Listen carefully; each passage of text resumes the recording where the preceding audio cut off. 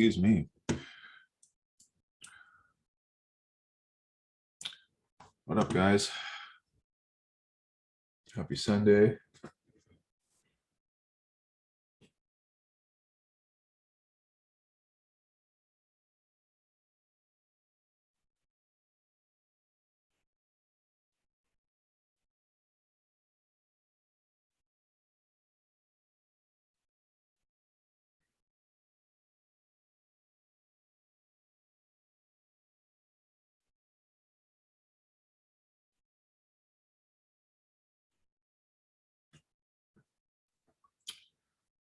Alrighty.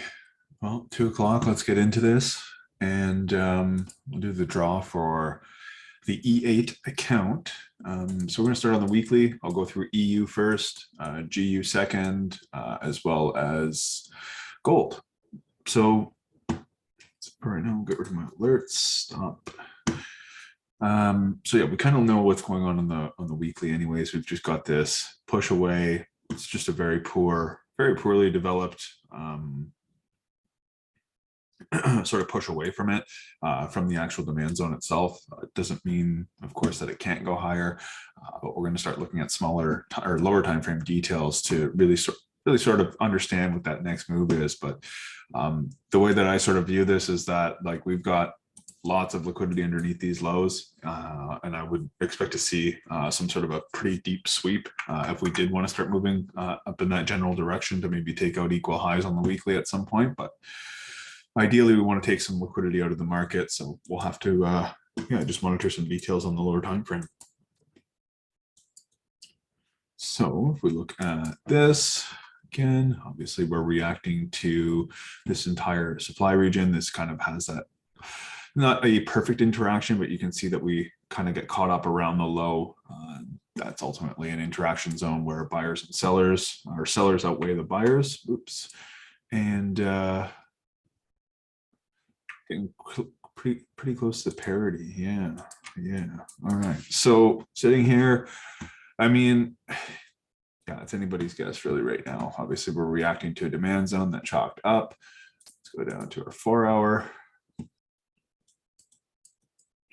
Okay, so what I'm sort of looking at is, obviously, we've established some bullish order flow here. We could ultimately do a couple different things throughout this week. So because we're reacting to the low, failing to obviously take the low, we could potentially see this as a weak high to potentially grab liquidity above it. And, like I mentioned last Sunday, we could come into deeper portions of this area. We could go quite a bit higher as well.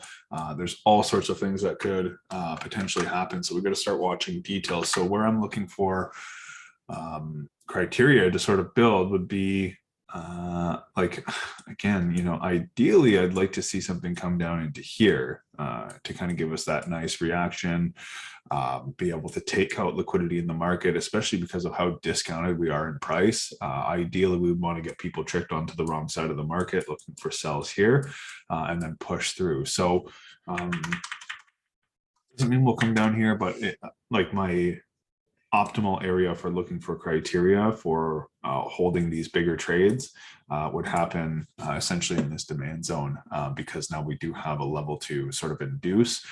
Even if we do punch up into something like this and then drop down, I would still be looking for something along the lines of this. That's for EU. I'm not going to get into the nitty gritty lower time frame stuff because we do that every single day. I'm going to try to stay away from looking at too many different time frames for these, just the higher time frame narrative stuff for the week. So yeah, like, that's my really big area of interest if I was to look for a long position.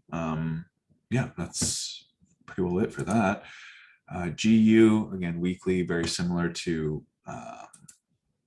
EU. You can just see how poorly developed this is becoming. This looks like a little bit different development in terms of, like, I do have a little bit more of a bearish bias on GU, and I'll just show you why on the lower timeframes. But ultimately, we get our boss, we get the push in, we get very, very weak delivery off these levels. Now, obviously, we can come up into, maybe these regions up in here potentially, but you can see that we've probably mitigated very close to the 50% of this range. Yeah, very, very close to it. So I would say that the supply range is very, very close to being mitigated, if not already completely mitigated, to potentially continue on our downward trend. So if you look at the 4-hour, there's some details in here that I really, really like. For the sells, obviously one of them was, taking an abundance of liquidity here. We've tapped into sort of like our demand range, and you can just see the taper. We take a run at this high, and essentially we're just proving that like we just don't have enough demand in the market to take out this supply region, right? Even though this is just a weak break with a wick and immediately draws in. The idea behind this is that, quite frankly, this high has remained intact.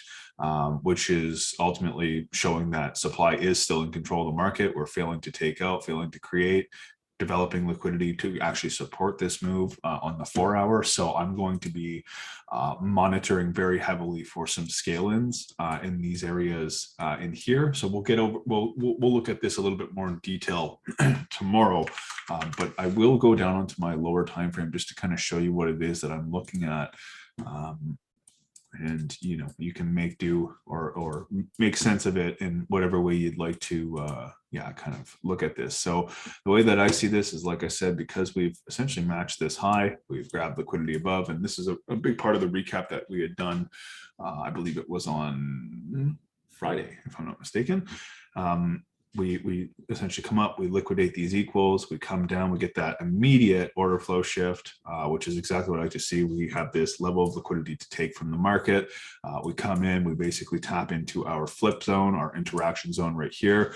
Ideally, what I would love to see here is that we come down into deeper portions of this, and then possibly see reactions coming and creating that bearish order flow that we need to continue further down. So this would have been a really, really great entry point. Obviously, the timing wasn't great, given the fact that it was Friday and right at the end of the day. So not an ideal place to be looking to get into some higher time frame moves. So ultimately, like I said, don't rush into this. We're going to get a reaction to this low down here. More than likely, it'll likely prove to have a failed reaction, and then we can just look for an order flow realignment and then be able to take this down into probably a 50, 60, 70, ADR full volume move. So GU is on the hot list for me right now.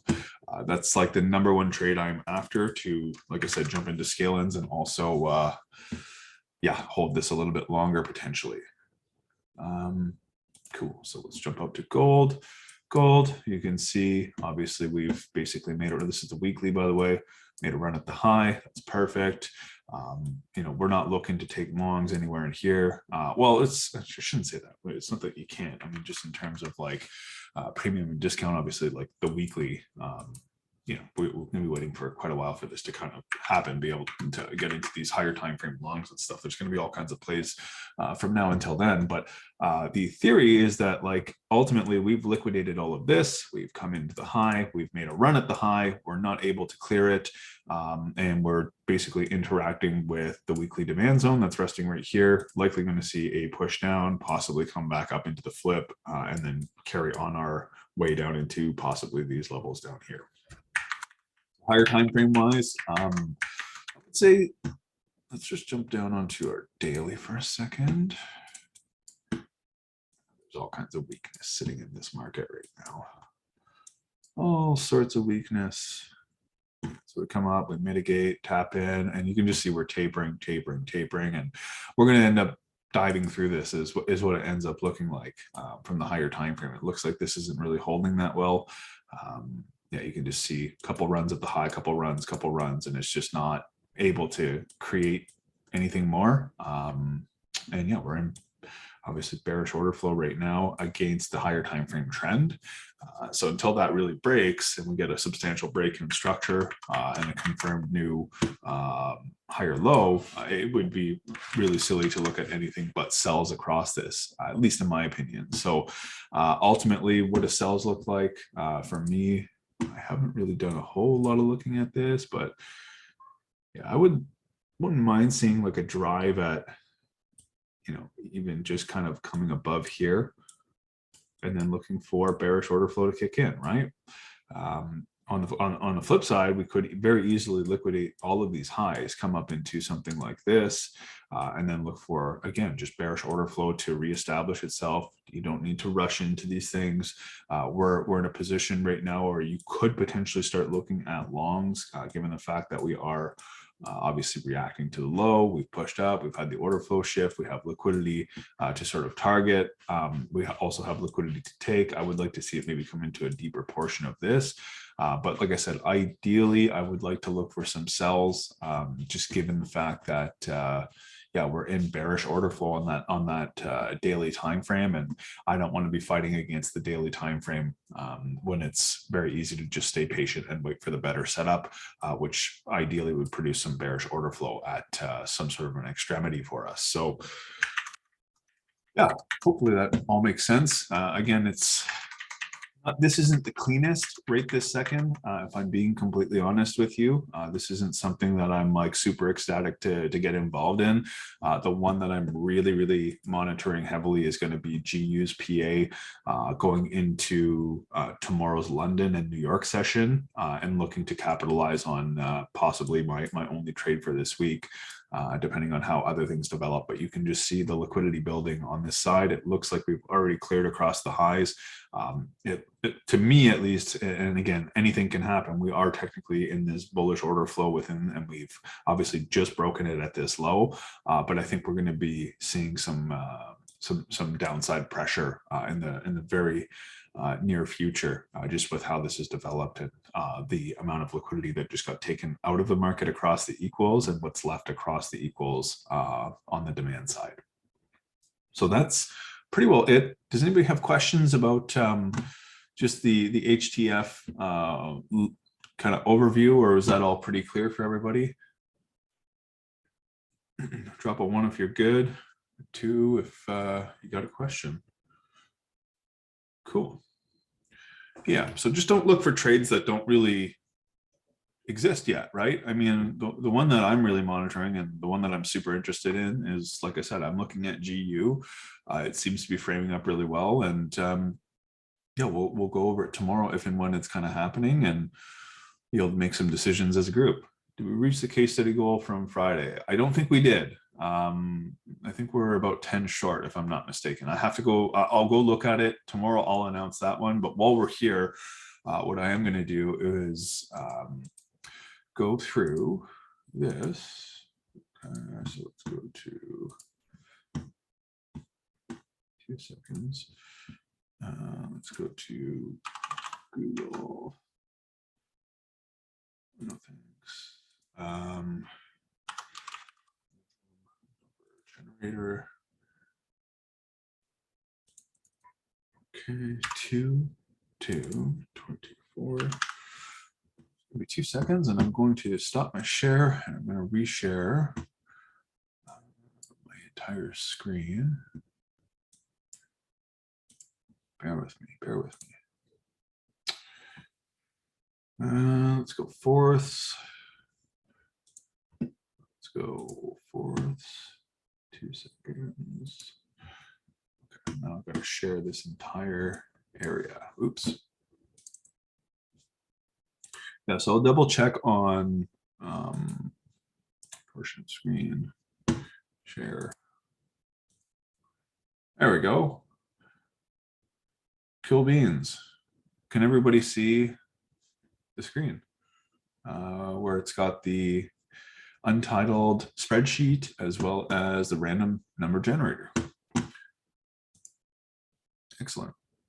Excellent. Cool. So like I said, I'm going to, I'll go through the case studies, probably just do that tomorrow, to be honest with you, have a quick look and see if we hit that number. I don't think we did. I think we're about 10 or 12 short, to be honest with you, but it's totally okay. It is what it is. We'll do, there'll be all kinds of incentivized kind of call to actions for anybody within the community to kind of get involved with winning some funding challenges. We'll do some one-on-one giveaways, all kinds of different stuff. So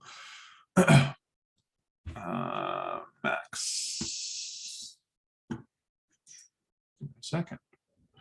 I don't know. Let me have a quick peek. Views.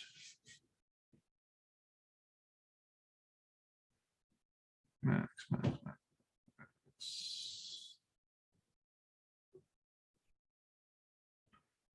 I'm just looking 2 seconds there, Maxie. Max, where the fuck is your review, man? Nick. Oh, that's weird.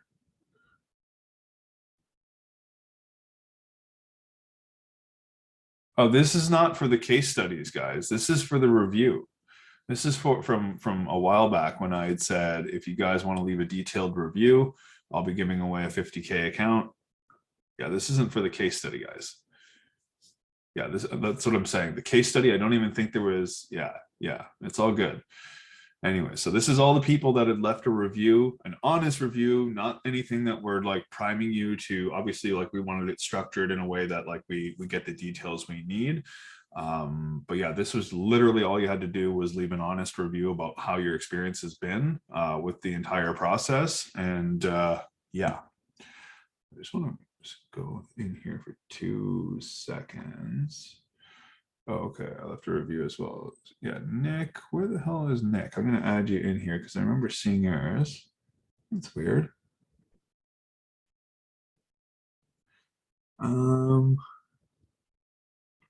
Just bear with me 2 seconds, guys.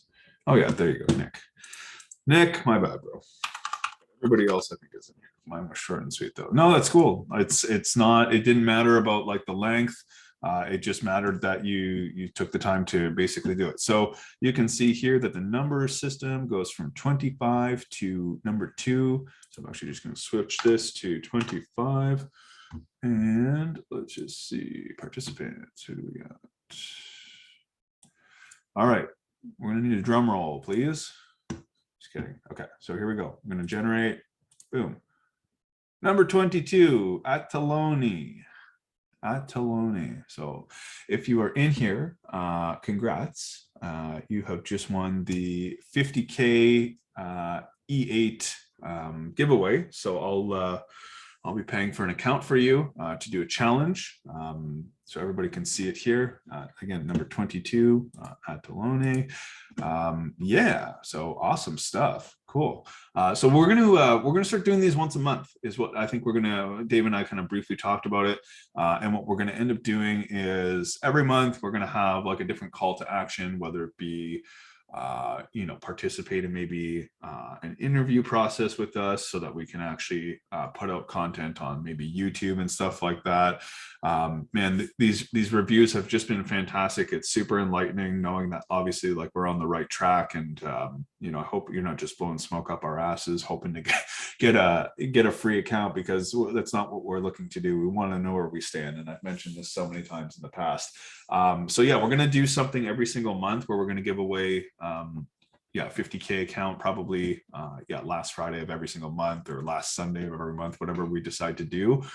So I'm going to talk to Dave about getting some sort of a Notion calendar system so that you can see when these giveaways are and what the actual call to action will be, whether it be write another review, whether it be do a case study. And anybody who wants to submit case studies moving forward, I think what we'll do is let me get back to you guys on what it is exactly we're going to do. I need to talk it over with Dave, and I'd like to be incentivizing doing the best case study of the week or the best 2 case studies of the week, and we'll put you guys in a draw for the end of the month for maybe a separate account or something like that. But yeah, we'll work out the details and I'll get back to you guys a little bit later on this week. But yeah, congratulations, Atalone. I hope I'm saying that somewhat correctly. But anyways, that's it for today.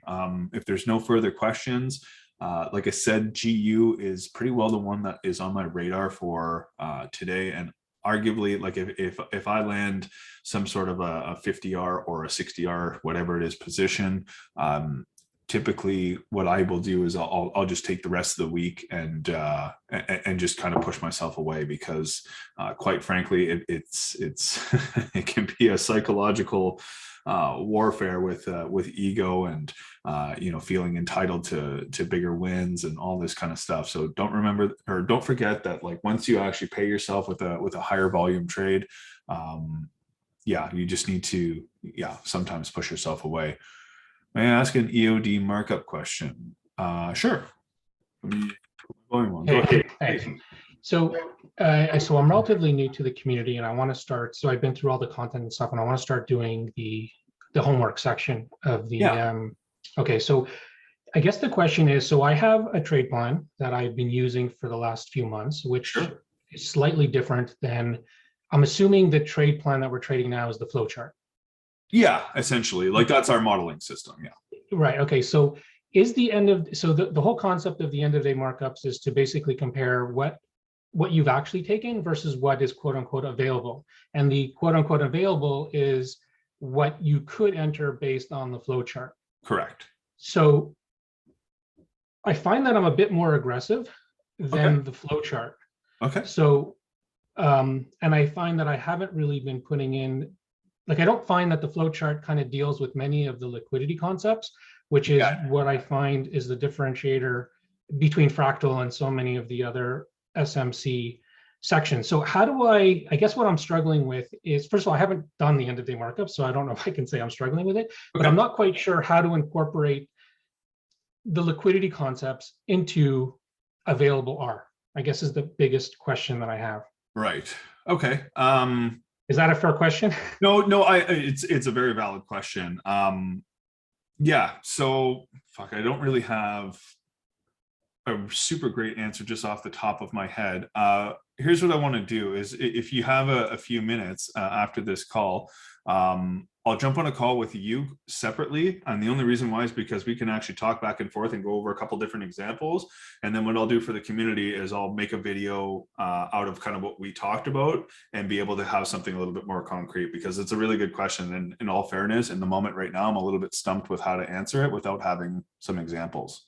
So what I would like to do actually is take you up on that offer next Sunday, because I want to do a week of the end of day markups first. Cool. So that I can actually see where the difference is, because all I've been doing over the last week, which is when I've joined, has been trying to figure out how to, like, mechanicalize, if that's a word, the liquidity concepts. Right. So and it's not so difficult. You need the liquidity to take, liquidity taken, chalk, like, it's not so difficult. It's just that there's a lot of losses to be taken and a lot of missed trades because you're waiting for the liquidity to be taken, and it only just mitigates instead of sweeps.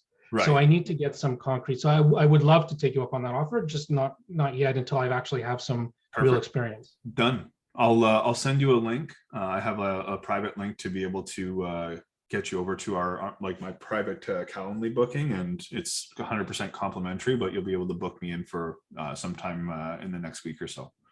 Okay, perfect. I appreciate that. Cool. That's really kind of you. Awesome. We do it for everyone, man. We want to make sure that everybody's got a fair chance at this. So perfect. Cool. Okay, guys. Yeah, awesome question. Wow. Yeah, well, stay tuned for that. Hopefully in the next week or so, once we're done chatting with Jeff next week, I guess on Sunday. Is there any other questions that you guys have in relation to just higher time frame narrative and looking at, where our high probability areas are? If not, enjoy your Sunday. It's like 30 degrees out. I may have to get outside for a cold beer at some point and possibly lay in my hammock. So anyways, have a good Sunday, guys. I will see you guys tomorrow. There will be no daily look ahead, obviously, for Sundays, as this is kind of what we do for the entire week. So the next time I'll see you guys is for the trade recap, if there's any at all. So have a good one, and we'll catch you guys tomorrow.